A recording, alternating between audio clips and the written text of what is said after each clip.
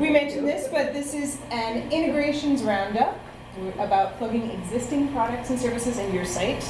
So we're looking at various modules you can use to extend your site, and various ways that you can, integrate stuff into your site. It's more of a high-level overview than an in-depth how-to. So heads up, that's what we're doing. All right, so we're also going to be talking about when to use integrations, when not to, kind of what to look for and what to avoid. Is there just like one button I can push to go to the next slide? I guess. I bet space. Okay. All right, so who are we? We're the developers at a small agency called Rooted. We are an exclusively nonprofit and, nonprofit-focused agency. So a lot of these integrations that we talk about are things that we use in our work with nonprofits, but we'll also cover some not nonprofit, for-profit. You get into that mindset and you're like, wait, there's an alternative to nonprofit? What is that? So who are we personally? My name is Jason Mickela. I've been a developer for about 20 years, a Drupal developer for about 10. And I'm Meg Claypool, and I've been a Drupal developer for about 3 years. And I met Meg here at Bad Camp, and it's been great ever since. Yeah. I think it's jumping 2 slides when I do that. Is it? It sure is. That's not okay. Oh, actually, if we go back to the very first slide, we do have these slides up on the internet. So if you would like to download them or follow along, or your finger's in the way. There you go. You can read through my hand, right? All right. Yeah. So bit.ly integrations_roundup. All right. So I think. All right. So some of the pros and cons of integrations are a little bit paradoxical. For example, by using an integration, you increase security since you're not developing it yourself. So it's been tested by the Drupal Security Council, which is lovely. On the other hand, you are relying, for example, on a third-party security. So if you're using Salesforce and Salesforce gets hacked, then your customer's data might be at risk. So it is, of course, pro and con. The nice thing about integrations is some fabulous person has already done a lot of the heavy lifting for you. They've got complex features, but on the other hand, if there's just one thing you really need that's not part of that integration, well, then you're kind of stuck and you can work on customization. So that has to do with picking. Also, it's nice for your site users if they're already familiar with the service. For example, if instead of hand coding a custom payment module, you just integrate PayPal or something, everybody knows how PayPal works. So, on the other hand, sometimes when you pick a service, then the terms of service change, like a year or 2 later, and that can bite you in the butt. Anybody get bitten by that when Google Maps changed their payment structure? We had a few clients that got the business end of that stick. All right. So, wait, you were going to do this slide. I was going to do that. Okay. Here, why don't you do this slide and we'll get back on. All right. So, how do you pick the right integrations for your site? You have to start by identifying your needs. And we're going to talk you through a few things to keep in mind when picking an integration for your site. It's not an exhaustive list, but it'll help to talk to someone else that's done what you're trying to do. So, and it's also helpful to get some pointers on other things to look for. There's a cool site called DrupalIntegration.com, and it's really interesting. You have to have the exact name of the integration you're interested in because their search is kind of useless. But if you plug in, like if you search for sales, nothing shows up. But if you search for Salesforce, then Salesforce will pop up, and you can look at a cool detailed review of Salesforce and of the Drupal module. Drupal module, yeah. And it'll tell you the state of Drupal 7 and Drupal 8 modules, and it'll have a link to the project pages, so that can be really helpful. And so a lot of them have extra little notes or tips for using that integration with Drupal or what the module can or can't do.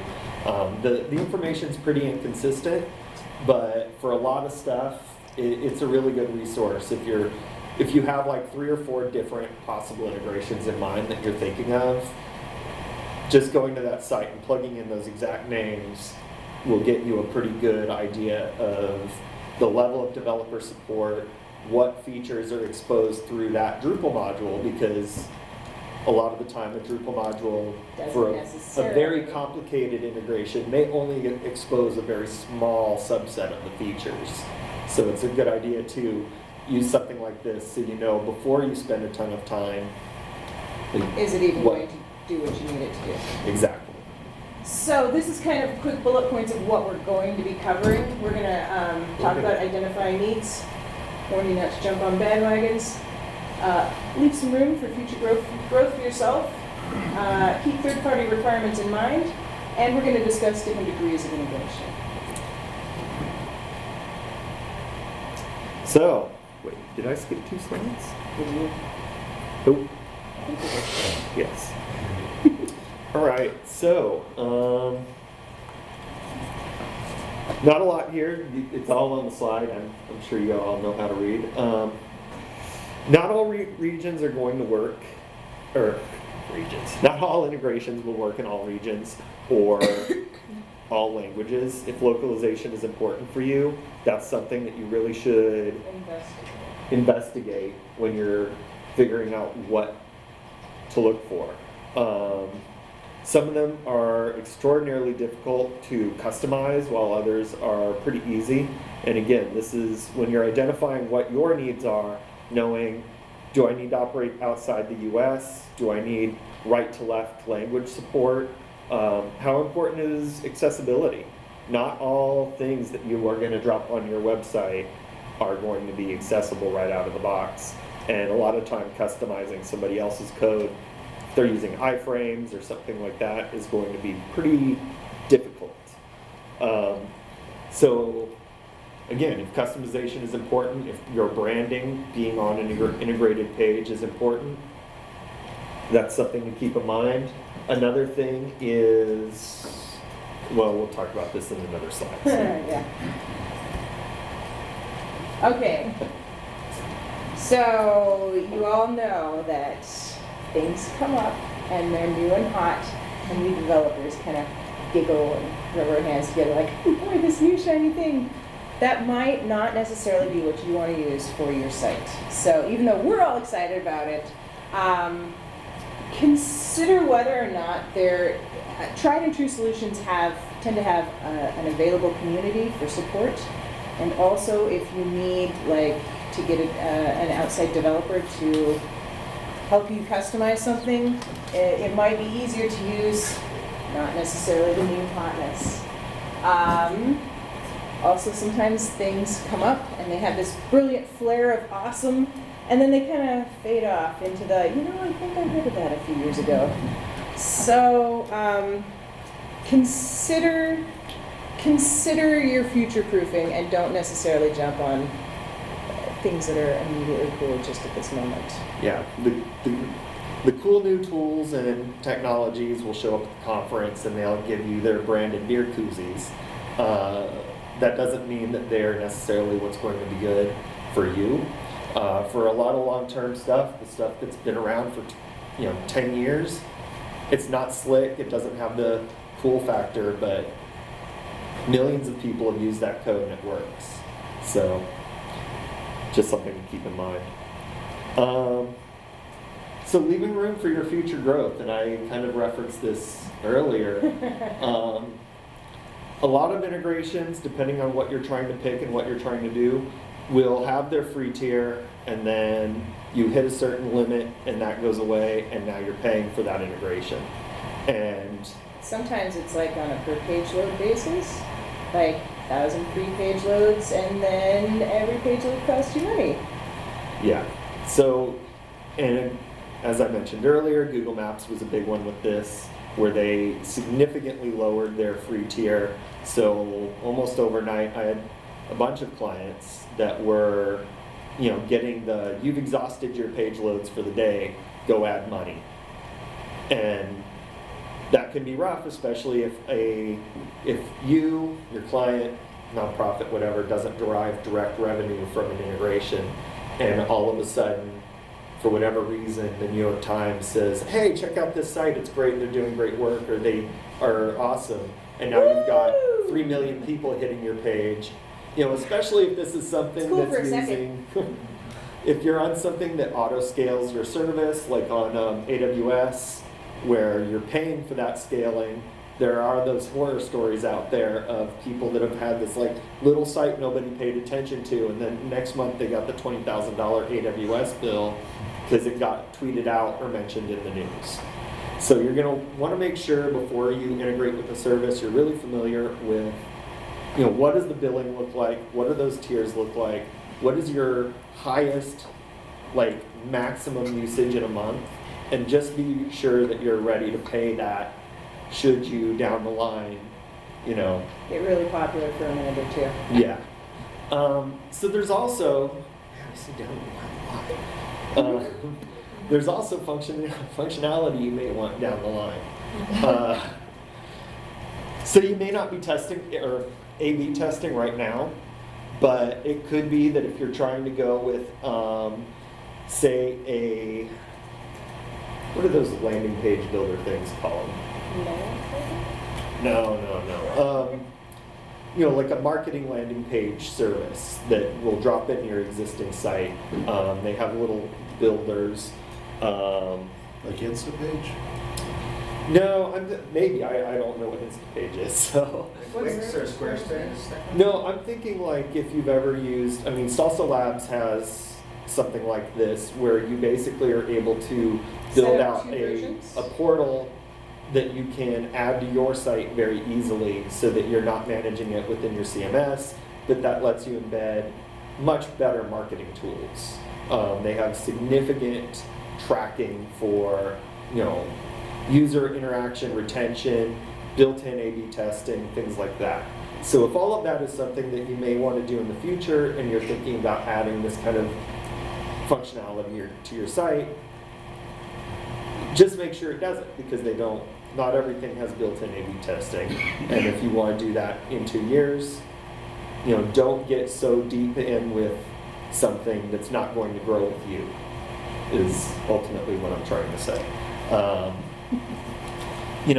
Don't go the other way with it. You don't have to buy a Tesla when a smart car would suit your needs, but do keep in mind that you have to pick something that's right for you now and something that will be right for you in 5 years. Maybe 3 years. All right, so do you want to see this one? Yeah. All right. So third-party requirements. Yeah, this is a pretty fun one because there's a couple of things. Anywho, make sure that your data is being stored by a company that's going to have the same storage requirements that you do. We've all seen the hacks in the news. We all know about the Equifax breach. You're handing companies your data, your customers' data, your users' data. Make sure that they're not going to be careless with it. So another thing is a lot of integrations work with iframes, embeds, libraries that you're throwing onto your site, other people's code that you are now loading onto your site. Just make sure that it is as performant as what you expect out of your site. I won't throw any particular person under the bus here, but a friend of mine had an integration on his site, and their time to first interactive, like time to first user interactivity, or whatever the metric's called, it was like 8 seconds, and they spent months debugging this page, figuring out what the hell is going on. Why is it so slow? Just so slow? And it was one of their integrations. They remove one line of JavaScript from their page, and that 8 seconds went down to 1.5. So yeah, you're loading other people's scripts. They may not be good scripts. It may take a ton of time to process for something that's really simple. So just be very careful about what code you're putting on your site, who wrote it, how they're dealing with the data that you are handing them, and making sure that it remains performant all through the cycle. You may do a proof of concept, loads fine, great, and now on a real page that has real data, it's now churning that data and you have an 8-second load time. So another example is there's often multiple ways to integrate with some services. If you're not afraid of writing code or hiring somebody to write some code, a lot of the Drupal modules are going to integrate with the more standard method of integration. Loading a JavaScript library of some sort, going a very standard route. Like, for example, if you're trying to display a Twitter feed on your website, I believe that the Drupal module does it entirely through JavaScript.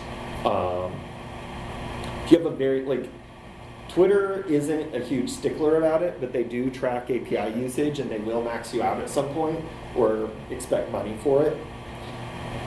Their API is very easy to work with in PHP, and if you just forego a module, write a little bit of PHP, you can get a easily stylable list of tweets that doesn't, you're hitting that API once every time the cache is rebuilt, rather than every single time a user's hitting your page. So that's a good way to think about okay, the module is really easy to use, I can plug it right in, I can pay somebody to write 8 lines of code and get the same functionality, but it's not loading in an iframe. I can style the results, and it's hitting that endpoint once a day rather than 10,000 times a day. So it's an easy way to keep your API usage down just by using that integration a little differently. So speaking of integrations, there are different degrees of integrations. You can write an API or work with APIs and do some coding on your site. You could use an iframe or an embed. These are really easy to use, but the problem is they can be hard to customize. That's all we know. Well, yeah, but you just drop in the embed code, easy peasy. The problem is you often can't apply the styles easily to an iframe, which can be a little jarring depending on what it looks like on your site. JavaScript libraries are fabulous and usually pretty easy to use, but again can sometimes be easier or harder to customize, especially with styling.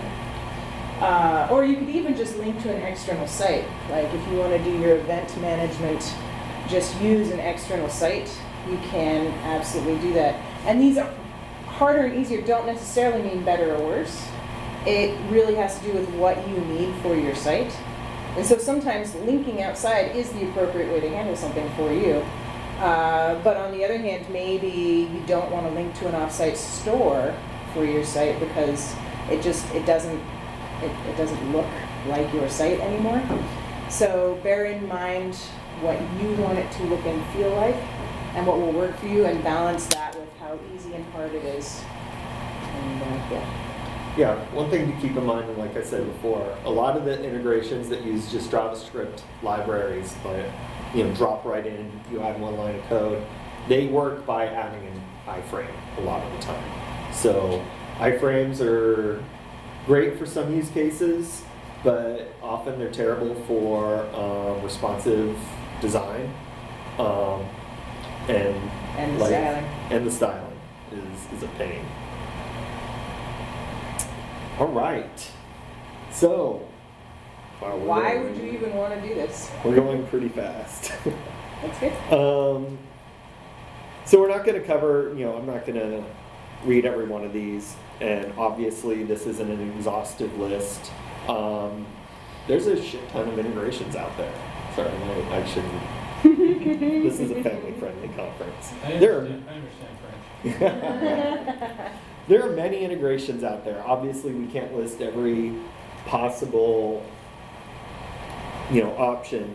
But I do want to talk about, like, how do you pick, how do you know what to try to do? And a good way to think about it is, if you're trying to look at your website and say, I really want to increase my functionality, but I have a certain budget to work within, try to silo out some specific aspect of your site.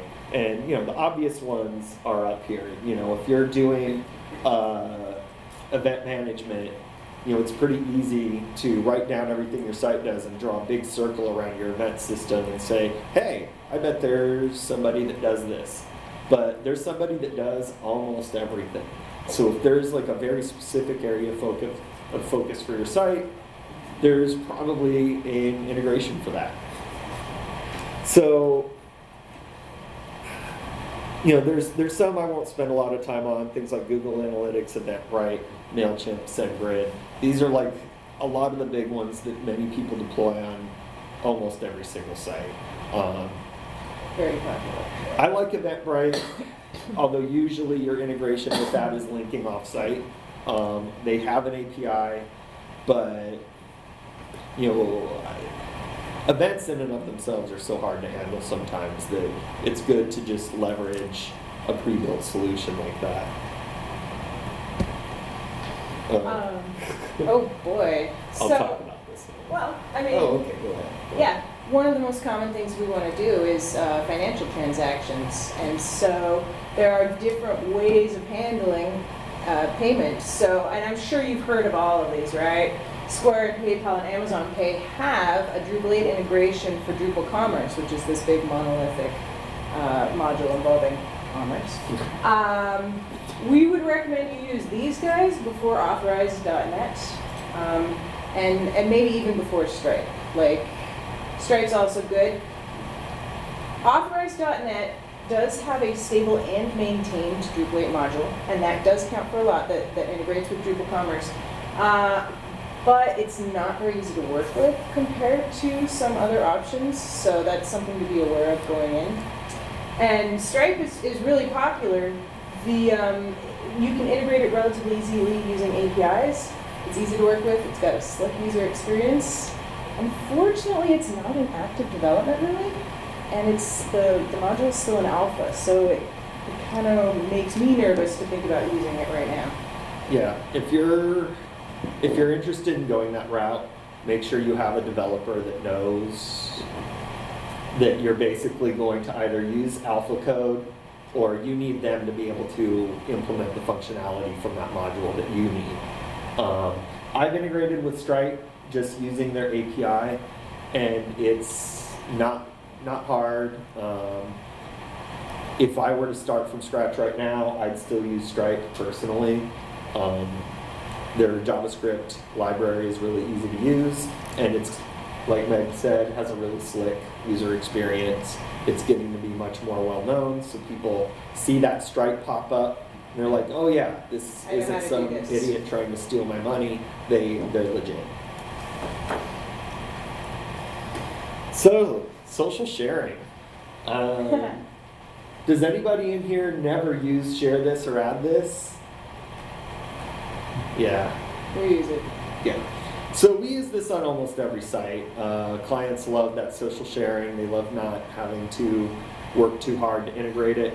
I would like to take a second to advocate Totally hypocritically that no integration is the best thing for this.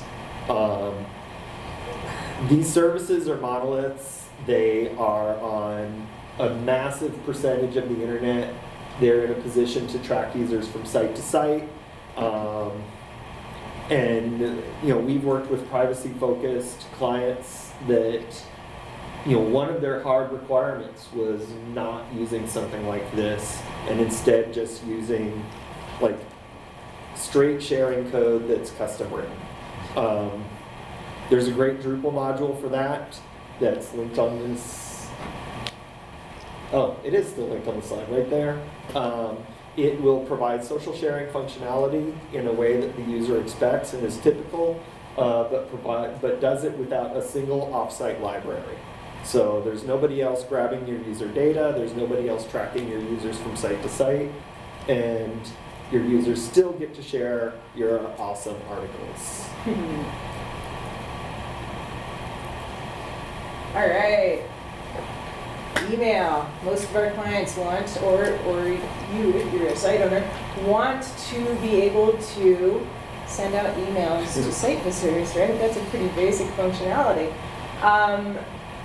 So there are two kinds of emails that kind of get sent.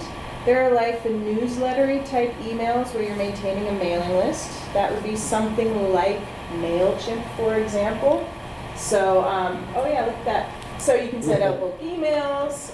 You've got different user lists depending. You can send separate emails to separate groups of users. The Drupal 8 MailChimp module is actively supported and easy to use. Then there are also transactional emails, like the sort of thing where the user does something on your site that triggers an email being sent specifically to them. A very basic example would be like when you're on the login page and you click, I forgot my password. That email that gets sent out is like a transactional email. And there are a couple of transactional email service providers. Mandrill is actually owned by MailChimp, and then there's SendGrid. Those are the big names. So we've worked with both of those for transactional emails, and I think by far I prefer Mandrill. It's really easy to use. It's great for transactional emails. It's extremely easy to send in things like tokens from Drupal, and you have the client, or you if you're the client, be able to use their pretty easy to use interface to create an email in a familiar interface where they can be outputting data that's coming right out of Drupal. It does a lot of really good tracking. It's just really easy to work with. I have a client that has, I don't know, probably 20 different emails that they themselves create and maintain in Mandrill, and they're able to map data from Drupal right into it. Super easy. I can't sing their praises enough. Dear, your name here. Yeah. Okay, so there are some really heavy hitters in this space, well-known integrations that are like monolithic and provide a lot of services. And you've probably heard of Salesforce, for example. Salesforce is a giant. Setting up your Salesforce instance can easily cost more than creating your website if it's a smaller site. Nonprofits can get an instance and 10 licenses for free. That's a pro tip there if you're in the nonprofit space. But you need to find a developer that knows what they're doing to set it up for you.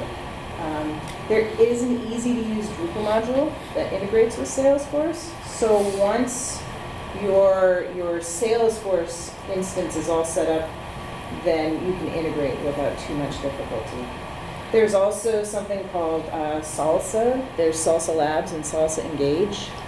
It's specific to nonprofits. It's high-quality CRM and event management and donor management, marketing automation, and all kinds of stuff specific to nonprofits. Right now, the Drupal 8 version of the Salsa API module isn't maybe quite ready for production. It doesn't look like it's in active development, but we're definitely keeping an eye on that space. But yeah, the last commit was like a year ago, so we're a little worried about them. But it is a good tool, but if you want to go that route, definitely find a developer who focuses on nonprofits and maybe has the skill to write some connected code for you. How about Cindy CRM for that space? Is that, I've set up a few Cindy CRM sites. It does integrate with Drupal pretty well. I've found, and I haven't looked at Cindy for a few years now, so I'm sure that it's, anything that I would say specifically is not true anymore or different by now.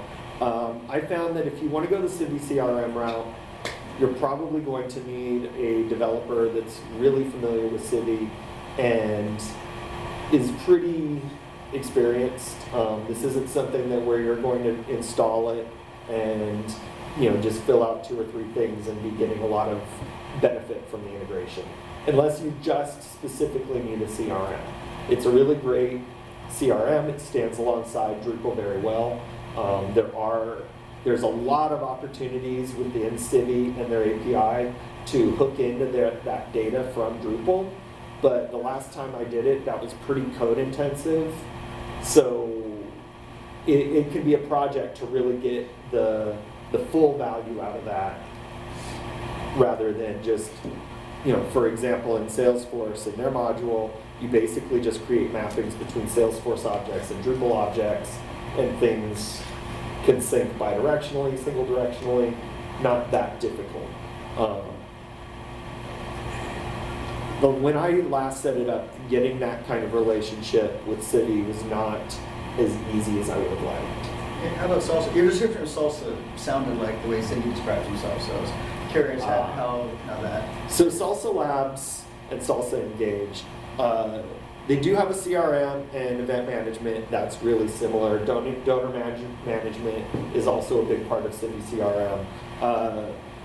A lot of the value Salsa brings to the table comes from everything else they do. So I had mentioned earlier landing page builders, they have that baked into Salsa Engage, where you can, that kind of falls under marketing automation, where you're basically dragging all these marketing tools onto a page and using that as a page on your website, even though it's all rendered by Salsa. And they handle a lot of A/B testing. Like, this is functionality that Civi's not. Like, it's just not something they're trying to do. And like Meg said, they also have their own email provider that they'll handle sending emails out to all of your constituents if that's the direction you want to go. So they're really this heavy hitter, Swiss Army knife integration. It's not just a CRM, it's not just event management, it's basically everything. So if your needs are met by what they provide, it can be nice to have a single integration rather than piecing together several. On the other hand, you can get a little more custom by going with different providers for different stuff. So it's really a question of what you need and what you anticipate you're going to need in the future. Also, it's a matter of trying not to paint yourself into a corner. The downside of the heavy hitter integrations is all your eggs are in one basket. And this kind of goes back to what I said earlier about API limits and costs. If you integrate with Salesforce, and this is a pretty good example, and you're, I don't want to make this too focused on nonprofits, but you're a nonprofit, you take advantage of their free licenses, that's great. Next year they decide, you know what, we don't want to do this anymore. Now you're using them for everything, and all of a sudden it costs money. And Salesforce costs a lot of money, especially if you're smaller or a nonprofit. And what has happened in the past is, a few years ago, nonprofits got the highest level of Salesforce for free, and they no longer do now. There is functionality that is not present in the free level that nonprofits get that they used to get. And so they've had to somewhat retool existing processes because, they either had to start paying or couldn't use those features anymore. So if you are going with a huge monolithic integration, you just have to be aware that you're putting all your eggs in that basket. You have to be very certain that this is a basket that is very right for you, and that you're not going to mind holding this basket in 5 years.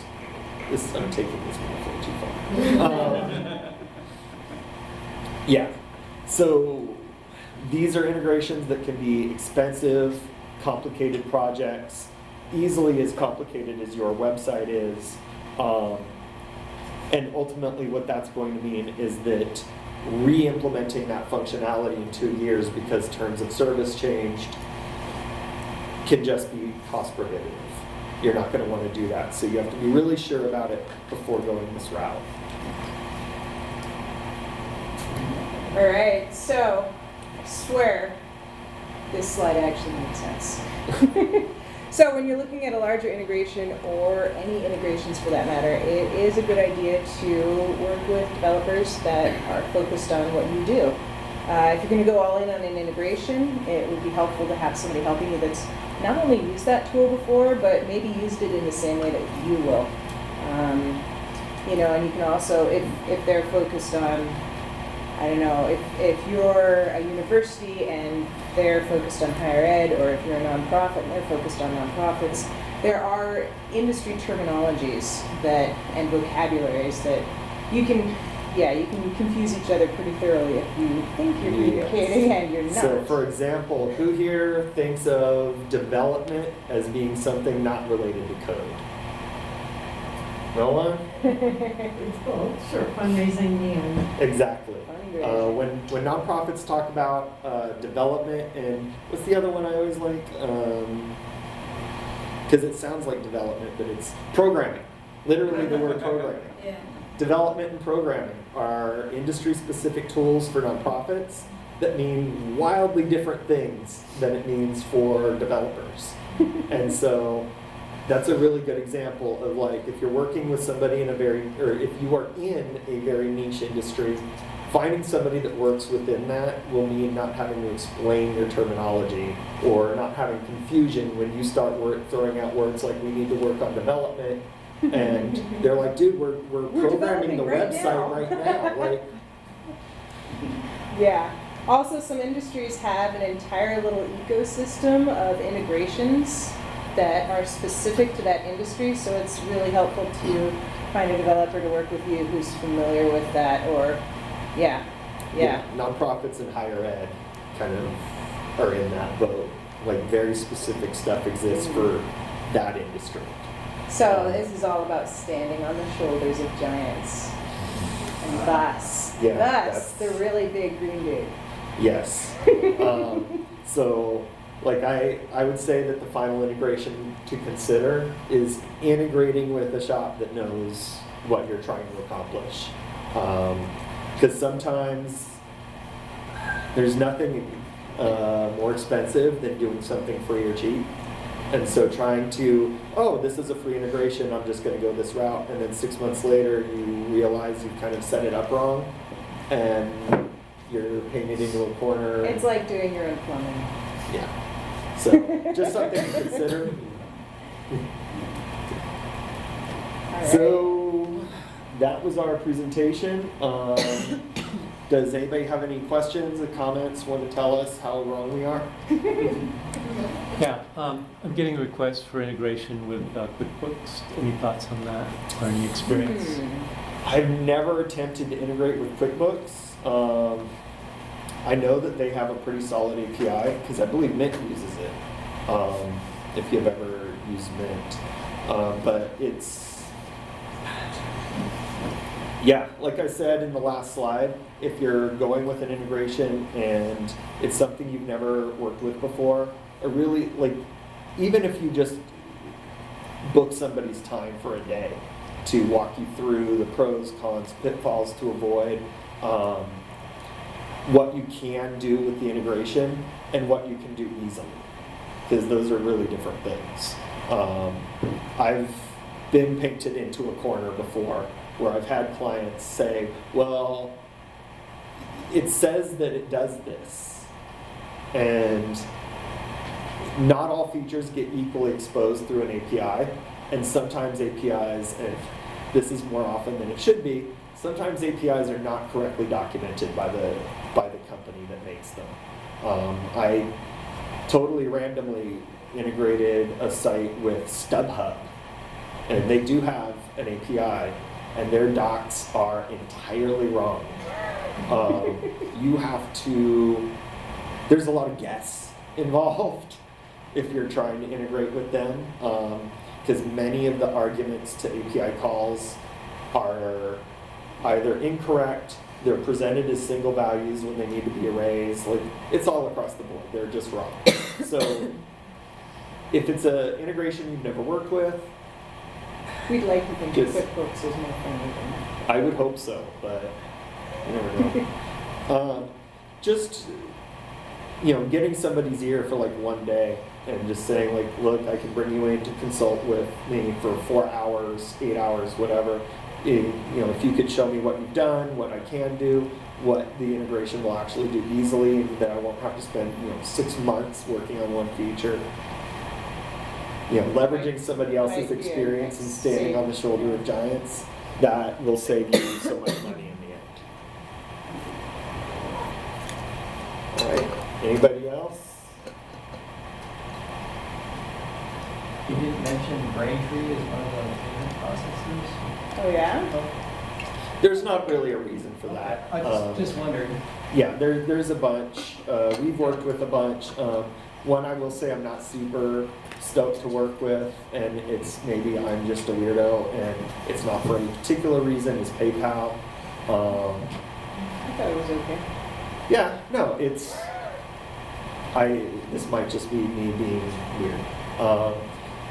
For some payment integrations, I will say that some make it easier to inject data into the payment form than others. I have worked with some where you will send the user offsite and to complete payment, and it's your options for what show up to the user can be very variable depending on who you're integrating with. You can inject data into the Salesforce thing, or into the PayPal thing. I don't know about Braintree. But yeah, like different ones will have different functionality that you can interact with. For me, it works as great as that template. Oh, really? Yeah. All right. Cool. Yeah, like Okay. I often tell people that for integrating with things like events or stores, embeds are a good route. Just because that's such complicated functionality that you can bring in so easily. But like I said earlier, just making sure that you're keeping your responsive design in mind and translations, localizations, and accessibility. Because that is, since it is such like a large chunk of functionality all at once, you really want to make sure that this is accessible, translatable, all the fun stuff. Any other questions, comments? My organization uses an advocacy platform called ActionKit, and it's got a great, well-documented API. We've been able to pull data from it through feeds, but I really want to have a module that just do stuff and do some settings and things. Yeah, I haven't saw done- that they didn't have one. They don't. There was a sandbox module made for it a zillion years ago. It doesn't even do part of the data that we would want to have. I've tried to find other organizations that would want to go in with us on module development, but I haven't really found any. Just any tips for this kind of situation?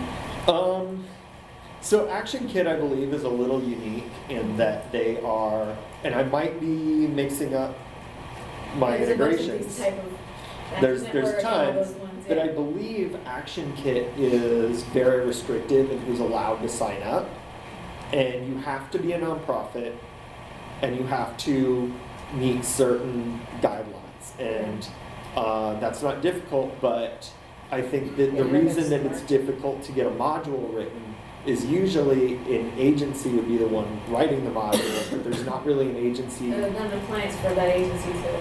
Well, there's not really an easy way because I have looked into it and I couldn't sign up.